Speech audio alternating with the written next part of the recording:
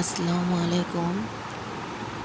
এই যে আজকে আপনাদের সাথে আমি একটা ড্রিঙ্কস শেয়ার করব।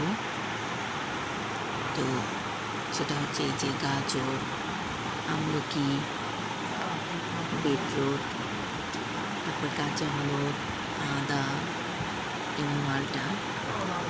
তো আমি ফেসবুকে অনেক ড্রিঙ্কস অনেককেই বানিয়ে খেতে দেখেছি। তো আমি আমার মতো করে এই ড্রিঙ্কসটা করতেছি। তো জানি না এটা কি উপকার করবে। তো হাতের কাছে যাই ছিল আমি তাই দিয়ে ড্রিঙ্কসটা করতেছি। আর এটা আমি প্রতিদিন সকালে খালি পেটে কুসুম গরম পানি দিয়ে তারপর হচ্ছে 1 চামচ মধু মিশিয়ে তারপর আমি এটা খাই। তো আসলে এটা কি উপকার করে আমি অতটা জানি না। অনেকেরই দেখি অনেক রকম করে খেতে। তো এই যে ব্লেন্ড করে এই যে আমি নিয়েছি।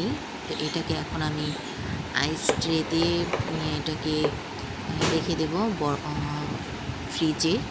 তো এটা বরফ হয়ে যাবে। আর এটা প্রতিদিন সকালে একটু করে আমি এটা কুসুম গরম পানির সাথে মিক্সড করে খাই। তো আপনারা কমেন্টসে জানাবেন যে আসলে এটার কী উপকারিতা।